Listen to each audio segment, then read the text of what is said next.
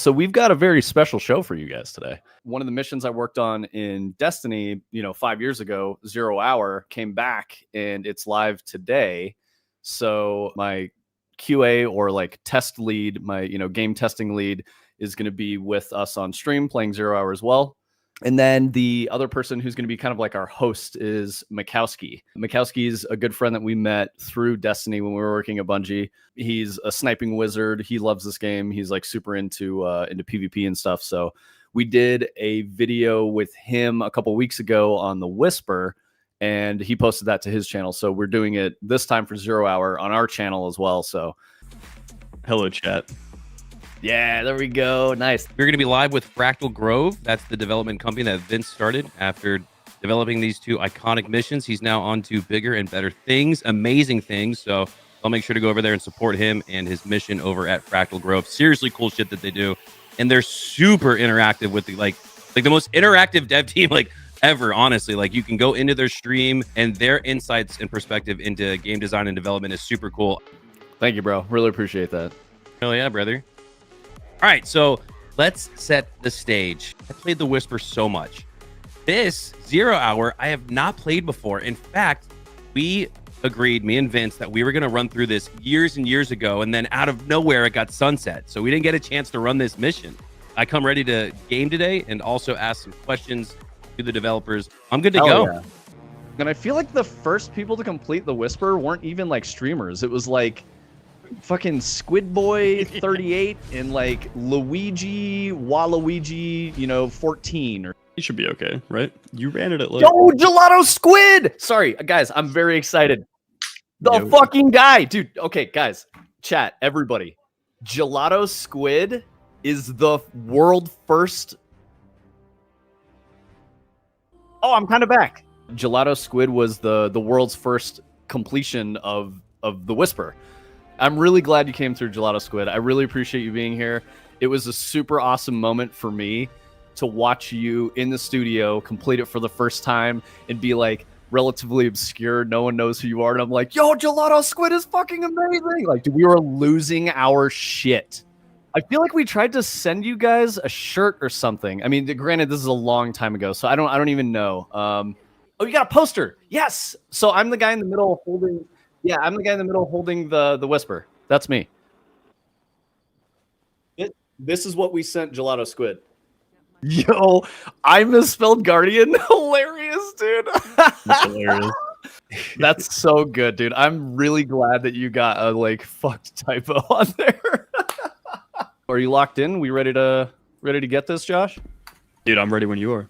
Fuck yeah. All right, so Hunter, this is tough. Josh and I did a run through last night, just to make sure that we were like dialed in, so we don't appear foolish in public, right? And I was like, oh shit, dude, this is hard.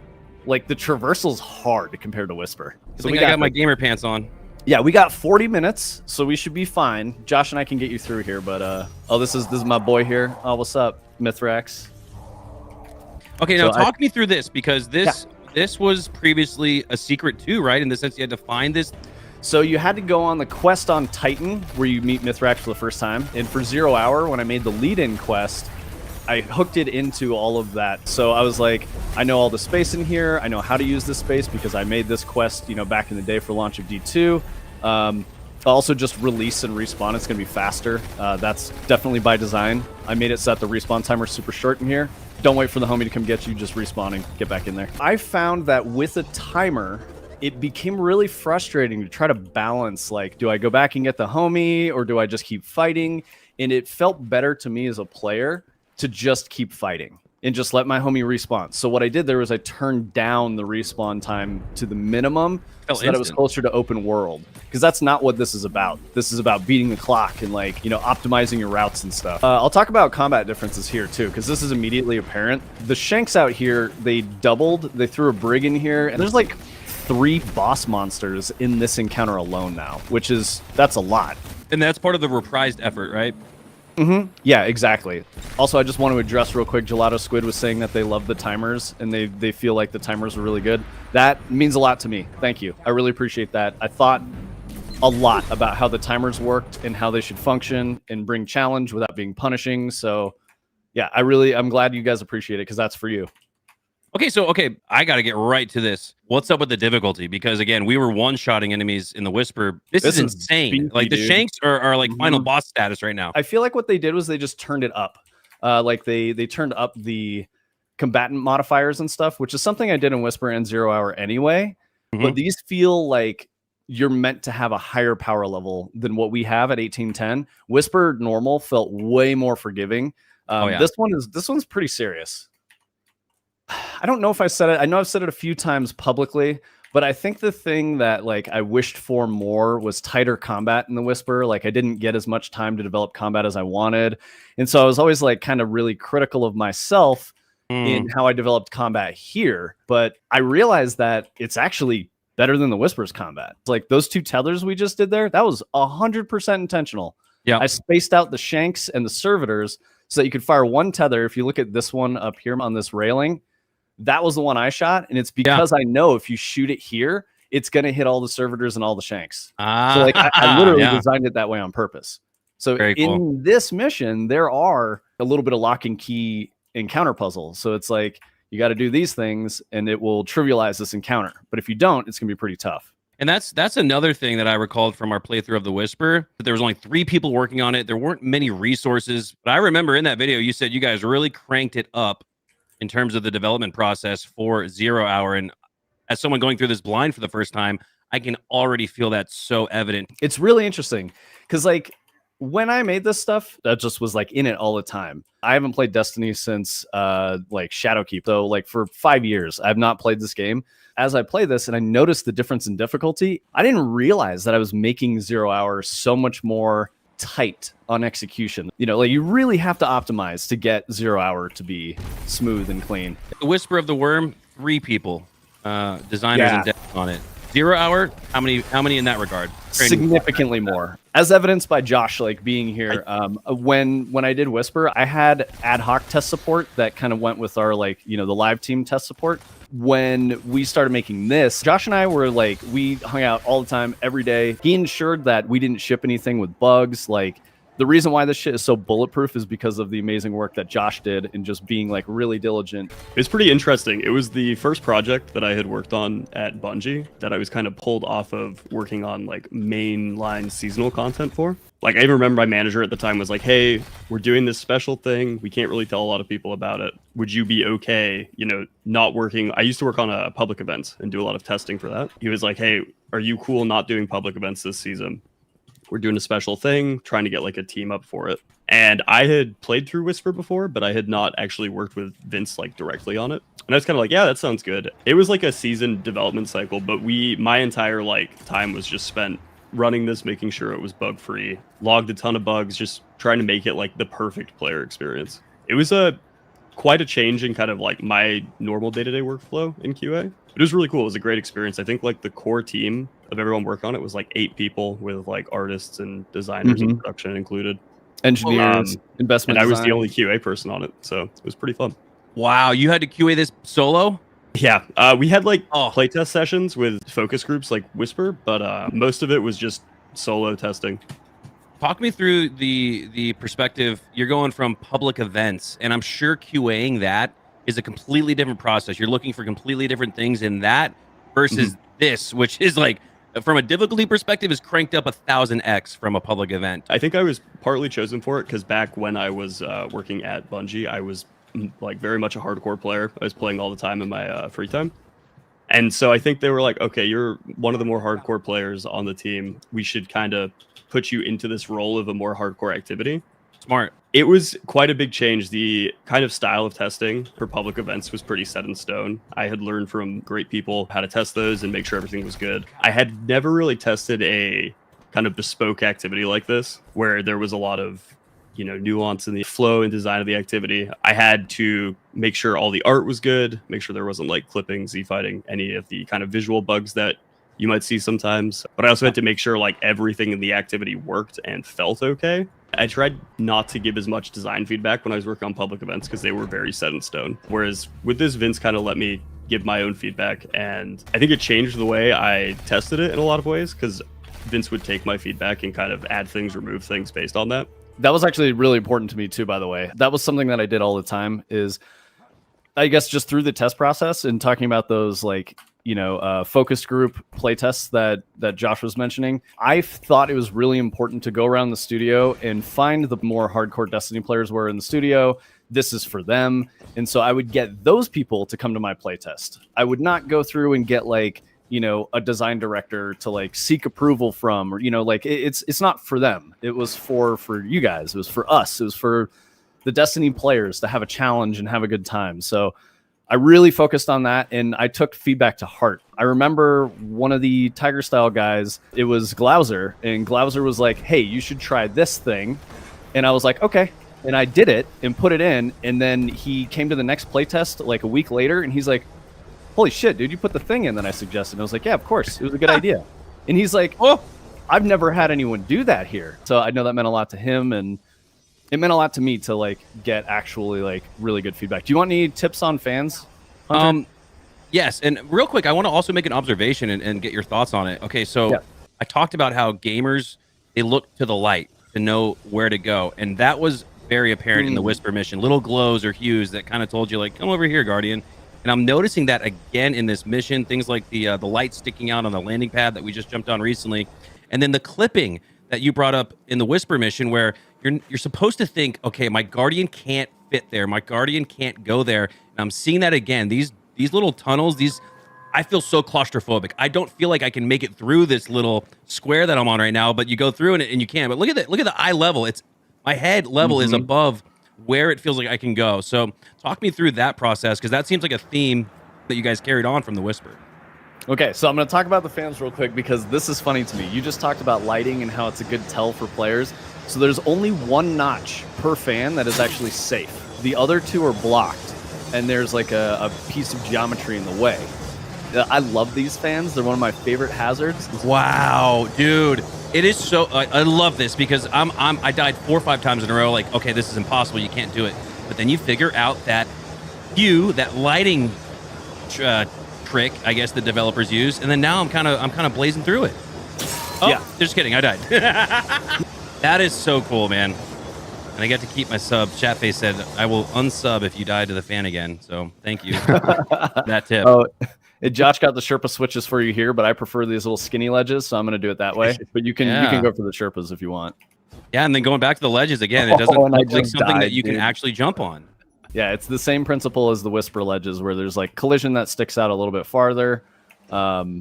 So I was talking about the fans, right? And there was a moment where I was in this playtest with some leadership type peoples, right? The leadership type peoples had some really strong opinions. Specifically, the words I heard when I was watching. The dude was struggling real hard in the fans. He couldn't figure out the simple like visual tells that I was explaining there, where there's lighting cues and all kinds of other shit like that. He slams his controller down in the playtest lab and goes, "This is fucking stupid." And I'm like, "Oh, interesting," And I'm just sitting there and like, one of my design leader people goes, "Dude, the designer's in the room." He goes, "I don't give a fuck. This is stupid." And I'm just like, this is perfect, because I know this motherfucker doesn't play the game. It's eliciting the motion that you wanted. You want gamers at home smashing controllers, and not literally in that sense, but you want them going like, fuck, I cannot complete this mission. I've been watching, the viral clips of Kai play Elden Ring. Yeah. And what makes it so cool when he defeats a boss is because previously he was saying to himself, fuck, I can't complete this mission. I can't beat this boss. And as a gamer, when you finally do, I can't think of a better feeling. Exactly. I feel the same way. And that's probably why I made shit like this. Go as fast as you can. Don't get caught in that. Oh, God. Oh. Trevor's behind you, though. He might oh, my God. eat your brains, dude. Oh, it has legs, too. Oh, my God. Dude, I literally, like, arachnophobia just bursted. And I don't even have it. Oh, that was perfect. Holy shit, dude. Oh, my God. Oh, shit, he coming. Oh. Dude, I'm out. Dude, oh! Bro. Okay, so Trevor's really, really fun. Yeah, let's talk about Trevor. I've said this before.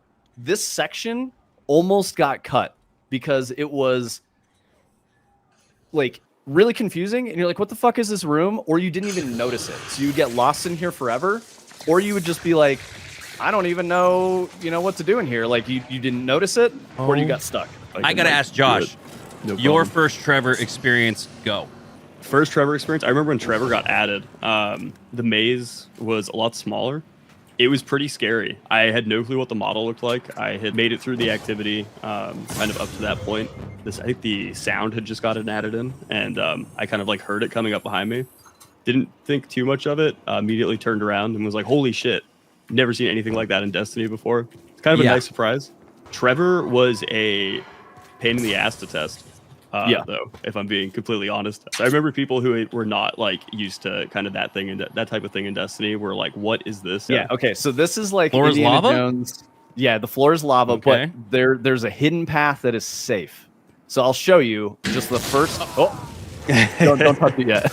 Yeah, I guess. it killed Oh, you everyone died in the too. room. Oh, wow. This is the safe one here, and then this way. So continue on, and I'll let you experiment a little bit, and then I'll give you the solution. Oh, no. Oh. Dude, so this is like another one of those have your notepads out moment. Like, I imagine people on day one were like drawing out the tiles and like building a path through that, right? Okay. Yeah, exactly. And that was the whole point of this. And another thing with this, so this is where like I wanted to layer in the secrets a little bit more. And this is where like I think 0 Hour is just a better mission than the Whisper, even though the Whisper is the first one, because I learned a lot of things from making the Whisper. So I was like, how can we have some challenges that change week over week? And this is one of them. Back in the day, your floor pattern here would change depending on which elemental burn you had that week. Wow. So this would change weekly in addition to the puzzle, which is just beyond this room where Josh is. Here, let me just show you so we can move on with this one. So we go this way, we go this way, we go this way, we go this way. Also, Squid Games kind of We vibe. go Oh, wow. dude. I would have never And thought to we go back. go this way all the way up to the end. Guess what? There's also a Sherpa switch here. So your buddy who knows the pattern can come hit this, and then the floor's deactivated, and you're good to go. Wow. So, okay, so in this, do you remember how there was like the Oracle puzzle in the Whisper? Yes. So this is the puzzle for 0 Hour. This shield barrier is the same asset that I used for like pretty much everything. So like, yeah, it's great. I think. Okay, sequence denied. So there's an interaction pattern that you need to follow. Oh, it looks like they added a display. That's cool. This is totally new, which I really appreciate. And this is a visualizer for what this puzzle is. This puzzle is super complicated. And this was how you got like the ship and the catalyst and shit like that. Gotcha. So you did it in here, just like the Oracle puzzle with the Whisper, right? The shader that you're looking at on that like makes it look burned and whatnot is the splicer shader. Wow. You remember Rise of Iron when like the splicer fallen guys were in there and they like chopped up the Cosmodrome? We use that same language. So what we're trying to imply here is that these Devil Splicer guys are into the tower trying to steal Outbreak Perfected. So that's why you get the gun at the end. So like if we go back to the treasure room, which we can, and talk through all of those pieces. Super cool, man. And now we've reached the final boss segment, right? Yeah, so this is the final boss. For the most part, it's the same. They added another phase in. And so when I made these servitors with the little floating pile of shanks, literally designed to be dismantled with a tether like I just did. I was like, I want to make this for a Nightstalker hunter because I can. And so I did. And it was really fun. So if you didn't have a Nightstalker hunter, it was immeasurably more difficult. Yeah, exactly. And the other interesting thing is most of the enemies in here, it felt to me at least optimal to kill them with the Whisper. So like I put a couple spider tanks in here. My favorite way to destroy spider tanks was using the Whisper because you could just tee off and melt them. That's why Josh and I are using Outbreak right now because Outbreak is actually pretty good against these things too, but it doesn't burn as quickly as the Whisper does. I'm telling you, man, best perk design of all time is the white nail. Like nothing is more difficult but more rewarding, I think, to proc in Destiny 2, PvE or PvP. Totally agree with that. I had like a really strong opinion about it too. That was also contentious. I was like, this gun's not OP. It's very fair because it requires aim skill to like land all those shots, and we don't have bosses that just sit still and offer the weak point for players to just melt. It requires skill. And, most of the people that I played with, they're not pro gamers. And they were like, yeah, dude, I don't want to use Whisper because I fucking suck with it. And I'm not going to hit all my shots in this raid. So I'm going to use a grenade launcher or rocket launcher instead. And that was kind of my assertion was my anecdotal evidence tells me that my crew doesn't even want to use Whisper, even though, you know, some people might assume it's the most optimal inside Studio. So why would we index on top 1% raid team to get rid of a weapon or make a weapon less powerful if like the rest of the game is balanced around a broader audience, right? Like, right. Gelato was saying it felt like the game was built around Whisper. At the time, yes, there was a concern that the Whisper was too strong. You had to have it to beat, you know, anything at the time. And so I want to say like some of the design teams were like indexing on that as well. You said that one of the reasons Whisper was able to be completed by such a small team in such a relatively short time, all things considered, was because of a lot of reused assets that you guys big-brainedly made not ever feel like it, by the way, like with the rotation of rooms and all that stuff. Talk to me through some of the new assets that were developed for this mission and how it affected and impacted it. The reason why we were able to do so much cool shit like this is because we were the people that proved that you could take D1 stuff and bring it into D2 with a lower level of effort. It wasn't super crazy and hard. The D1 tower was made for D1, not for D2. D2 uses completely different graphics pipelines and stuff. I'm not going to get too deep into it. It's like PBR, physically based rendering, having D2 use PBR instead of D1, which was bespoke handmade assets and other shit. So when you take the D1 tower and you need to move it into D2, you basically have to rebuild the visuals for that entire space to use PBR. Otherwise, it won't work correctly. We did it through like 0 Hour. We did it through the Thunderlord quest, where we brought back that chunk of Cosmodrome, all that other stuff. So this is the clever reuse of assets. If we had to build this whole space from scratch, we wouldn't have been able to do it. So we took the D1 stuff and updated it for D2.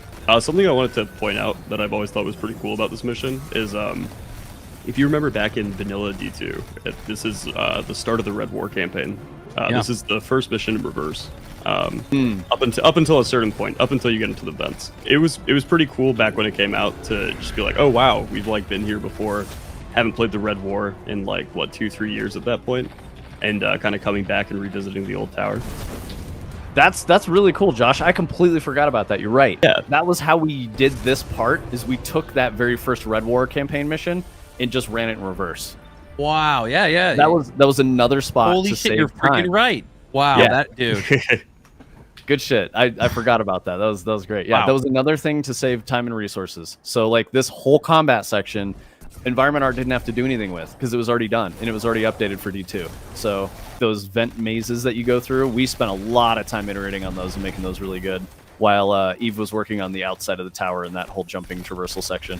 So yeah, that's how we got the D1 tower in. The artist we were working with, Eve, super familiar with all this stuff. They were involved in the work on the assets and using the palette. There weren't a lot of spaces that use this stuff, so that was just a really fortunate person to have on the team because they were able to help us connect this to the vision, you know. So that was really cool.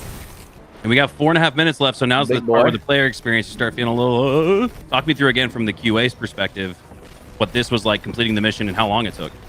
From the QA perspective, like first time doing it solo took me a long time. The mission had to be finished. There was a ton of like kind of blocking issues working like throughout it that would get like, you know, fixed each day. So once the mission was like fully completed and there were no blocking issues, getting through it was pretty easy with like debug cheats. I could turn on deathless, like essentially God mode, and just run through everything. Wow. I also had commands that let me kind of up the timer if I needed to like look at certain parts of the environment, you know, take my time doing things. That's so intriguing.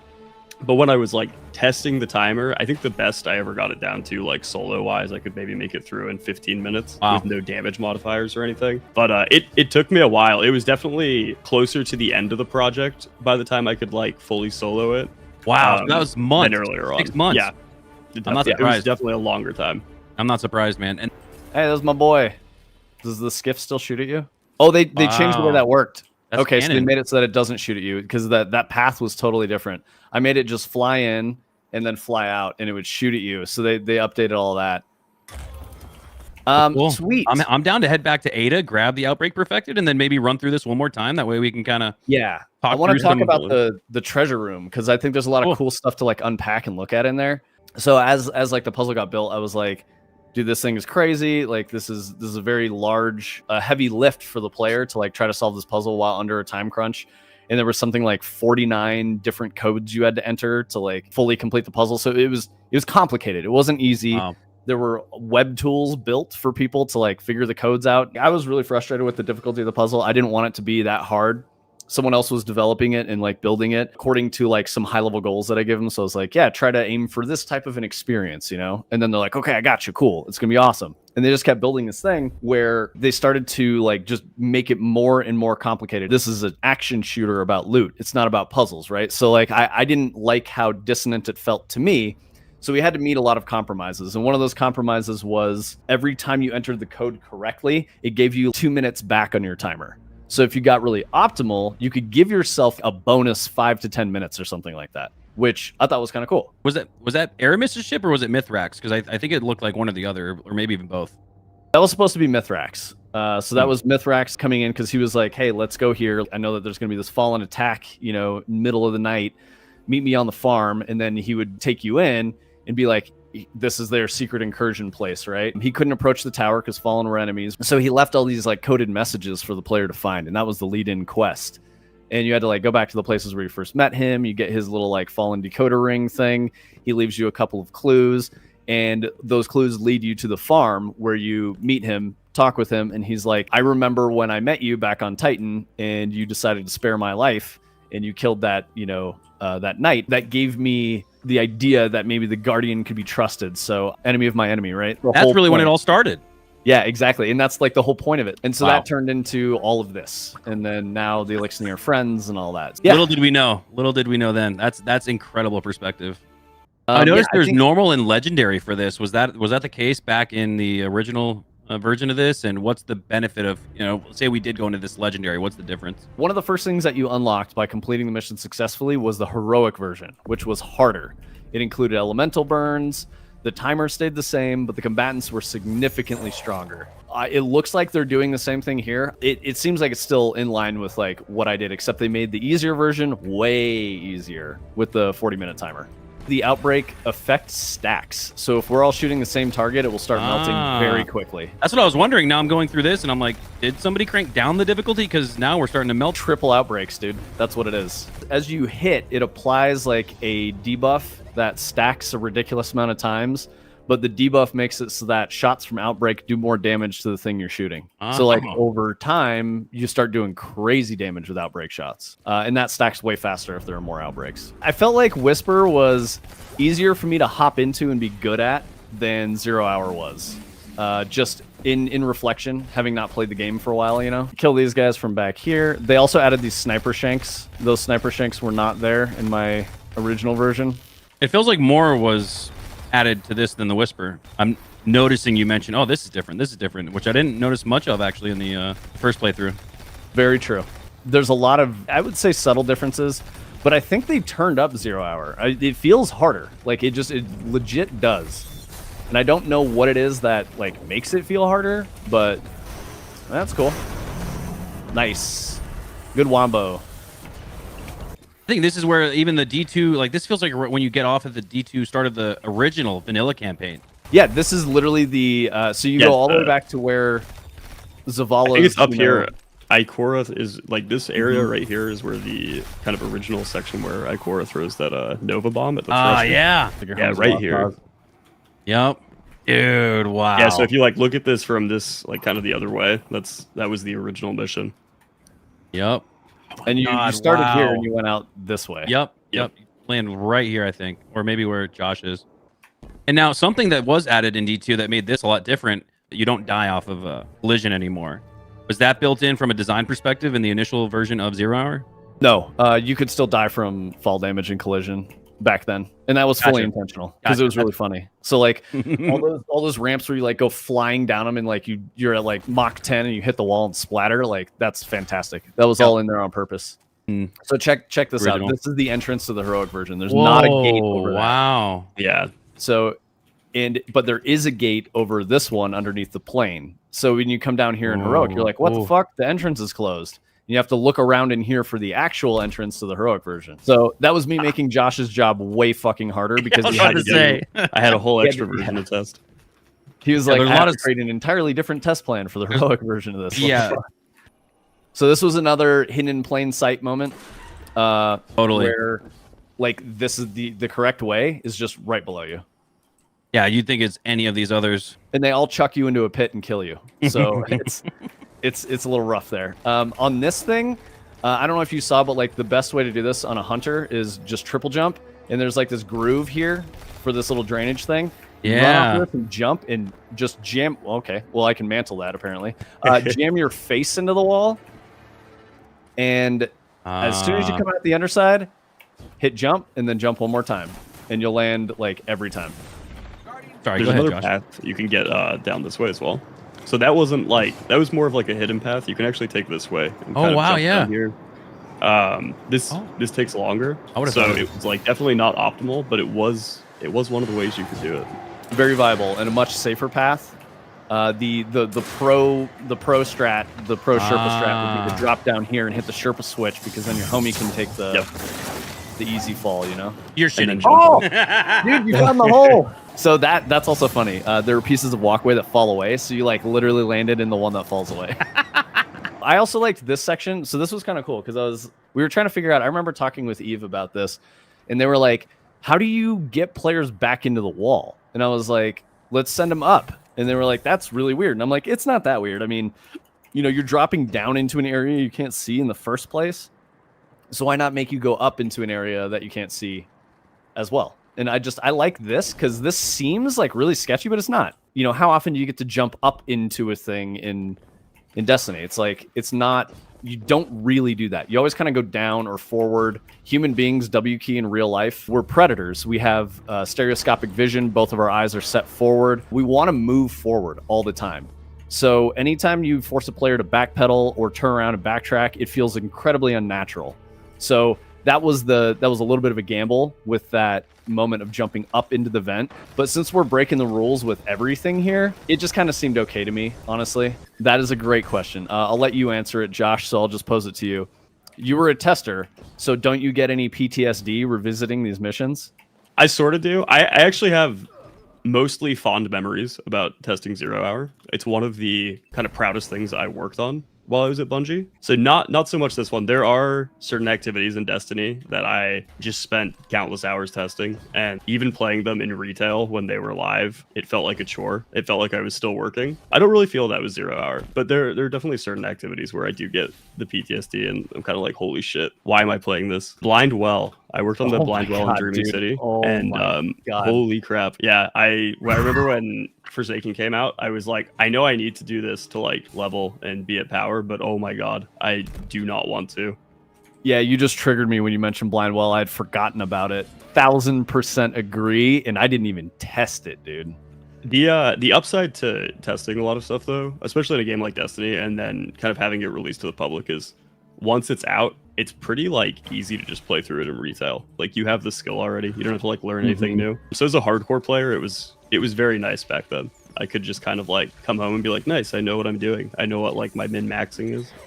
Yeah, I'll agree with that. Totally. Sorry, I just had the sickest juke from Trevor. I don't know if you guys saw that on stream, but that was wild. Yeah, not so much for me. We'll do some Trevor lore here. So originally when Trevor was kind of first pitched, team kind of got together and we were talking about this maze. There were a lot of issues. It didn't work right at first. A slew of issues were kind of like hitting us. The solution for that was them to create a new area of the map and a brand new loading zone, which gave me like a whole new kind of art area to test. I would almost say it like doubled my work. But I think all of us believed in kind of this Trevor maze as being like a highlight of the activity. Like, it was cool. There's nothing else in Destiny like Trevor. I think to your point, Josh, I've talked about how like Trevor was really close to getting cut.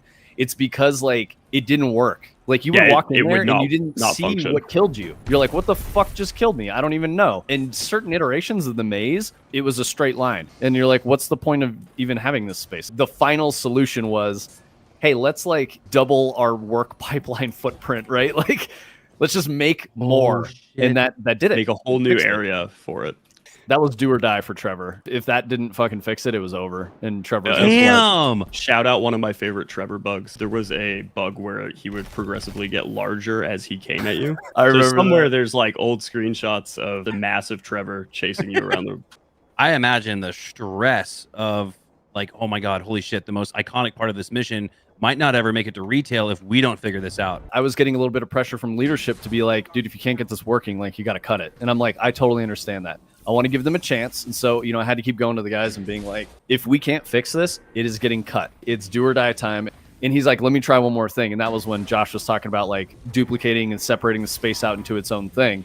So while it increased Josh's workload, the main artist, he basically had to redo the entire T.R.E.V.O.R space from scratch. Yeah. And then edit the end of the space before the T.R.E.V.O.R maze and the beginning of the next space. It was a lot, but it made it work. In the first playtest we had after that, we had, these testers in there, and we were at the moment where I was going, so what did you think of that? And they're like, oh, dude, this fucking sucks. Like, this thing is so gnarly. And I'm like, so do you think I should remove it? And they go, why would you remove it? And I'm like, you just said a bunch of negative things about it. They're like, no, dude, it's fucking amazing. I was like, this dude was just cussing the whole time. And then he actually was like, no, I love this. Please leave it. We saved T.R.E.V.O.R. It was great. The funny thing is like you mentioned, like this iconic moment in this mission, right? I spent 3 months going like, this is bad. This is broken. We're spending too much time and effort on it. We need to cut it. No one's going to care about it. Well, Vince, you bring up a really interesting segue to this next conversation. Player bias and dev bias. The reason you thought it was ass, because from a developer's bias perspective, this thing probably caused you so much stress and turmoil. I can't imagine how stressful again that was. For the players, they're just going like, oh, yeah, fuck you. I'll figure this out. And then once you figure it out, it's great. 5 to 10 minutes of turmoil. You guys had almost 5 months of it sounds like. So that's, I think, where that dev bias, player bias comes into play. What are your thoughts on that? Me personally, like my experience, why I was like, oh, I'm concerned about this. The design director that I was saying, who was like, this is shit. Why are we making this? Like that hit me in a spot where I was like, am I stupid? Am I doing something wrong? Did I do something bad? But as I looked at it and as I heard other people's reactions, I was like, nah, he's just wrong. Criticism is valid. It's important. You can't make good shit if people are fucking lying to you and saying this is amazing and it's not. I had to be like, okay, is this guy mad at me? Is he like my boss's boss and mad at me? Like I had to filter all of that stuff. And then I had to just be like, you know what? He doesn't fucking play the game.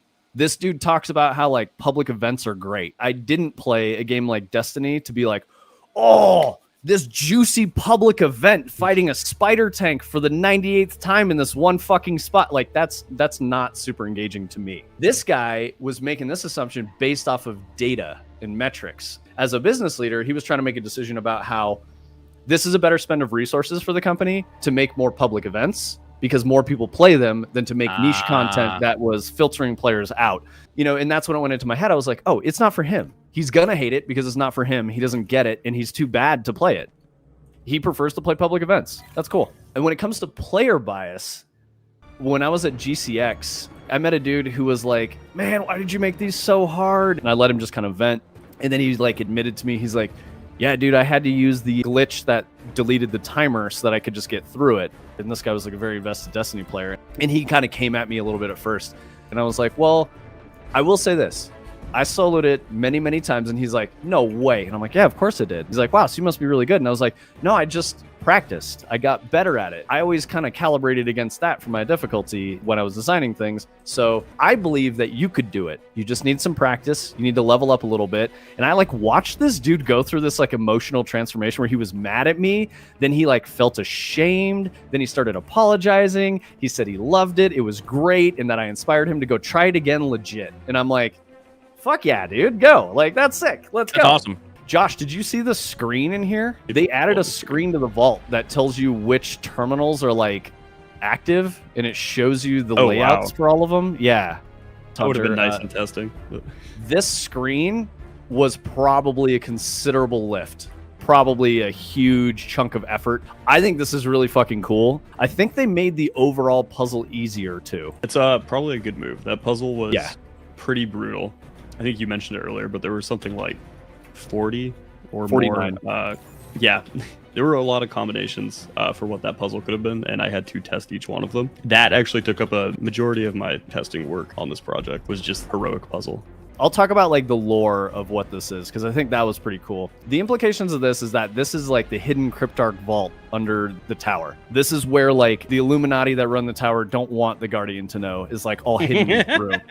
So each of these containers, this is my headcanon, were containment vessels for different strains of SIVA. So imagine SIVA in the tower? What? Like, that's what I was going for, right? And Outbreak Perfected was in this locked case in the back. We wanted to say, like, Rahul's a jerk, right? Because back in the day, the Cryptarch was, like, snarky. He'd, like, decode an engram, and he'd be like, not many of those left in our vaults. And it was, like, your 15th fucking blue pair of boots that did nothing for you. So we were trying to kind of, like, play off of that a little bit and say the Cryptarch was the bad guy. But we had to sort of, like, hand wave it a little bit. So this is all suggestive and implication. But we've got, this is the case here that Outbreak was in. And the, you know, the splicers, like, chopped that thing open and pulled Outbreak out and are taking off with it. And they cut the hole in the floor, right? So we're kind of chasing them from where they came into the tower from the opposite direction, because this is our home. We know this place. There's some artifacts in here, like, you know, this this is before Forsaken. Right, that's a Dreaming City kitty. Yep, and we put that shit in here before Forsaken launched. So we did that on purpose. That's one of my favorite things about Destiny is you'll notice things from 10 years ago. This is the helmet from the D1 mission on the moon, I think. The space. Yeah, the space helmet. Yeah. This is literally from that. Wow. It's a ghost shell, so there's like a dead ghost on a pillow. Is that the darkness? I mean, it kind of reminds me of that. Yeah, we were sort of implying. Dude, how many freaking foreshadowing secrets are in this little hallway? All of them, man. Literally. All of them. Unbelievable. Yeah, so we did all kinds of crazy shit in here. It was really fun, and we just kind of like went wild. And so the way the sequence works, you got Outbreak Prime, or Outbreak Perfected. You took it back from the Fallen who came in to steal it. When you come back and do this mission and you encode SIVA, you get the optimal SIVA pattern. So you get the catalyst.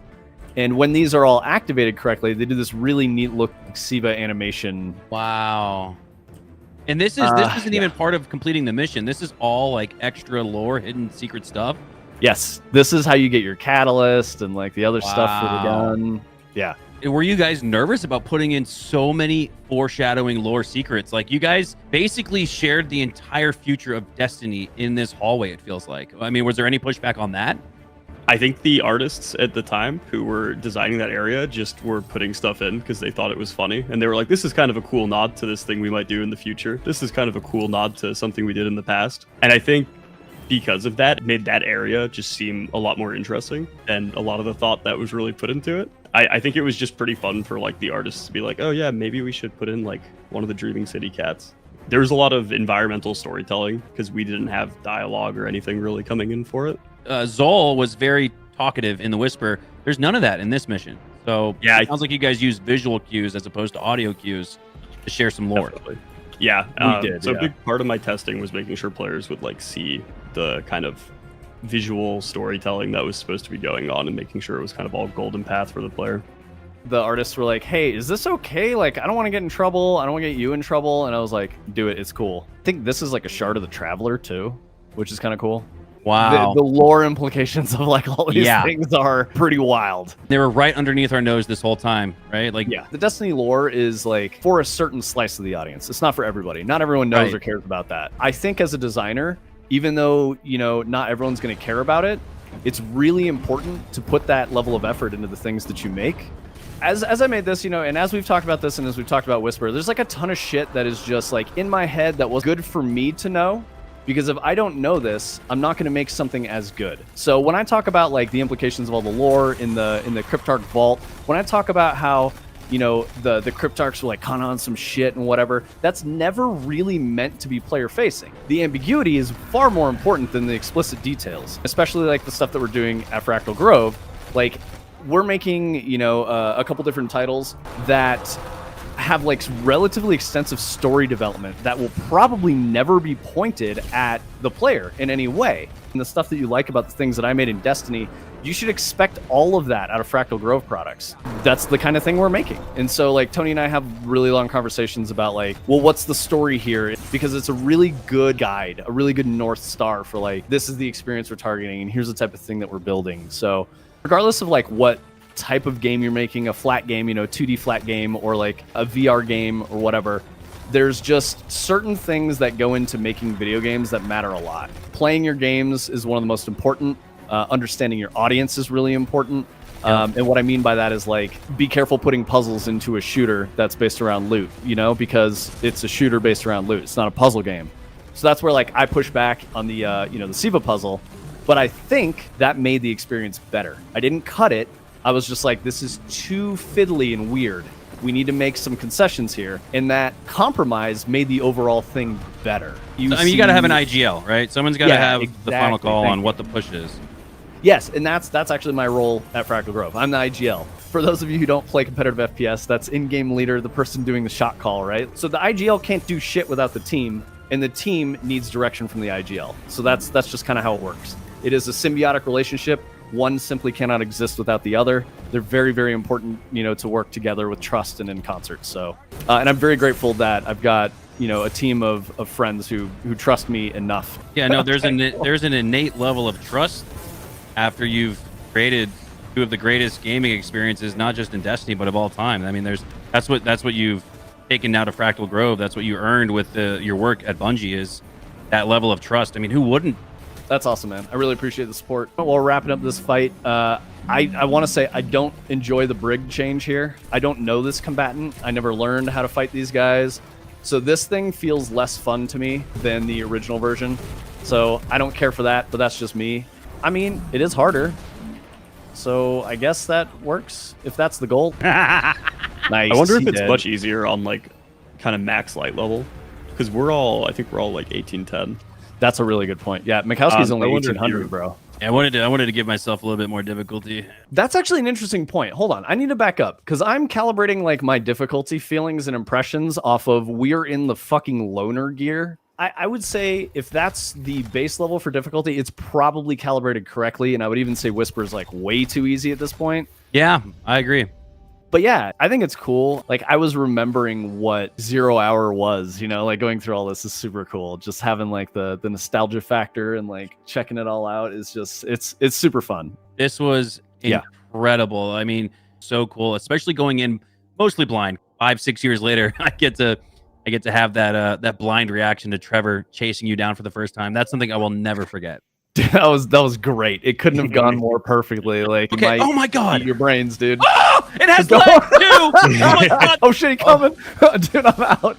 Dude, oh, bro. It was amazing. Absolutely. I just kind of want to take a moment and reflect, because we've done 2 of these now. I was a little skeptical. I wasn't sure about whether or not this would be a good idea. I didn't know where my emotions were going to be, because like making these things was a very big part of my life. Like Josh, I consider to be one of my closest friends. I met him working on this stuff. So like it matters to me a lot to have Josh in here supporting as well. I wasn't sure how I was going to feel. Coming into this and playing these things again and talking about them like brought back a lot of like really heavy emotions, but at the same time it reminded me of like all the cool times and like the really fun stuff that I did and got to experience. I don't play Destiny anymore because Destiny is not a game that I find to be super interesting to me anymore. If you look at the content I made, like Whisper and 0 Hour, that's what I wanted the game to be. That's not where the game is now. It has become a different thing. I typically don't play games as a service anymore. It's really nice coming back and just like having this experience and like remembering things, in a really positive way and just experiencing it again. I'm looking forward to getting all of you who are familiar with and love my work at Bungie into Fractal Grove things and learning about what we're doing at Fractal Grove. Your guys' support has been incredible. I'm really grateful for everybody. This is probably going to be the last Destiny thing that we do, but I just wanted to, to thank everyone for your support, all of your enthusiasm. It's incredibly humbling to have so many strangers say really positive things about stuff that I've done. It feels really, really good. And I'm very grateful for all of you for that. So thank you. And thank you, Hunter, for even wanting to do this with us. It's super cool. Man, this was like a second chance at Destiny and fate. Cause like I said, we planned on doing this years and years ago before this was sunset. And man, if they're not two better people I've met in the games industry, it's Josh and Vince. Like, these guys opened their city to me, opened their house. When I went to Bungie in 2019, I thought I was done with the Bungie experience. I remember being in my hotel room, and then these guys hit me up. They're like, dude, what are you doing? Come hang out with us. And I'll never forget that, man. That was just... that was a great time, dude. I remember that. I'm so glad you guys invited me, because it was just, it was one of my all-time favorite memories. Make sure you guys follow and support Josh and Vince on socials. Make sure you guys check out Fractal Grove. the new studio that Vince has started, which takes a lot of what we loved about the Whisper and 0 Hour and puts it into these new projects. Can't recommend checking these guys out enough. Thank you guys so much for returning to Destiny 2. I know that it was a very emotional and nostalgic and passionate experience, but I think that comes through in these videos. Cheers. Thank you, Hunter. Thank you again, Josh. If you want to say goodbye. Thanks for having me, dude. That was fun. Nice to revisit old content. Absolutely. Cool. Goodbye, right. everyone. See you, chat. Thank you so much.